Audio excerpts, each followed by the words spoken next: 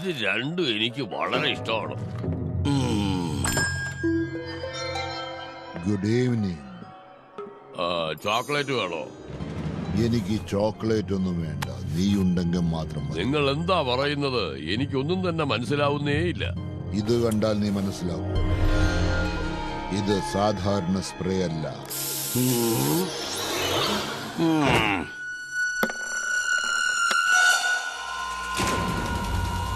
കണ്ണു തുറന്നു നോക്ക്.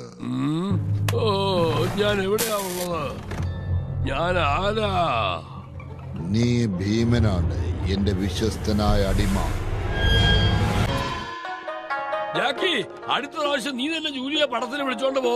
പോപ്കോൺ വേണം, സമോസ വേണം, ജ്യൂസ് വേണം. എന്നെ എപ്പോഴും ശല്യപ്പെടുത്തിക്കൊണ്ടിരിക്കുക. അതെല്ലാം കളയെങ്കിൽ ആ പടത്തിനകത്തെ ഗ്രാഫിക്സ് വർക്ക് എത്ര ഭംഗിയായിരുന്നു, അങ്കിൾ ശ്രദ്ധിച്ചോ? പക്ഷെ അതിൽ വരുന്ന ഏലിയൻസ് കണ്ട് ഞാൻ പേടിക്കില്ല. ശരിക്കും ഏലിയൻസ് വന്നാലും അവർ തലയിൽ ചവിട്ടിയാൻ.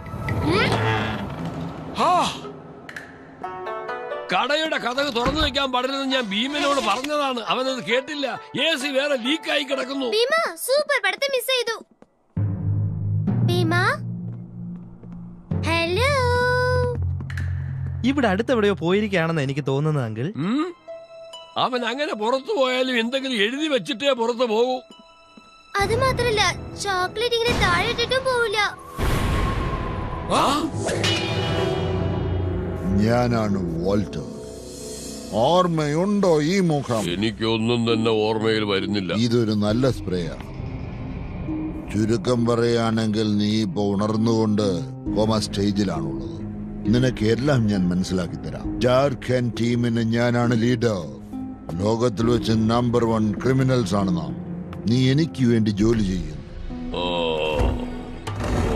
ക്രിമിനൽ എന്താ അർത്ഥം?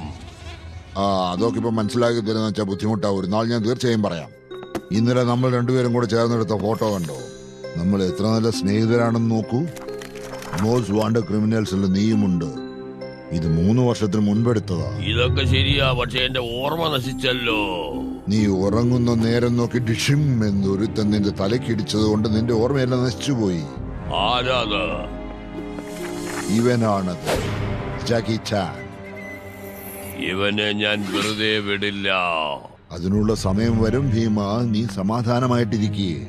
അതിനു മുമ്പ് ഒരു സ്ഥലം വരെ നമ്മൾ അർജന്റായിട്ട് പോകണം. ഫ്ലൈറ്റിന് ടൈമായി.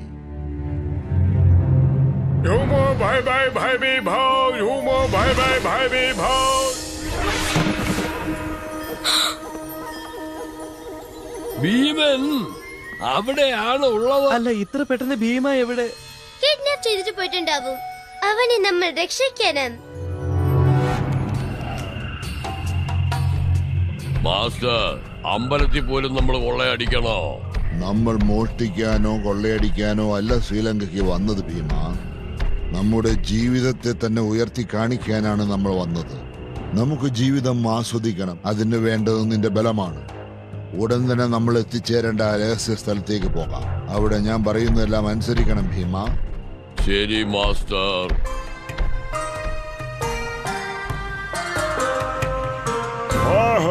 നിങ്ങളെ കണ്ടതിൽ വളരെ സന്തോഷം.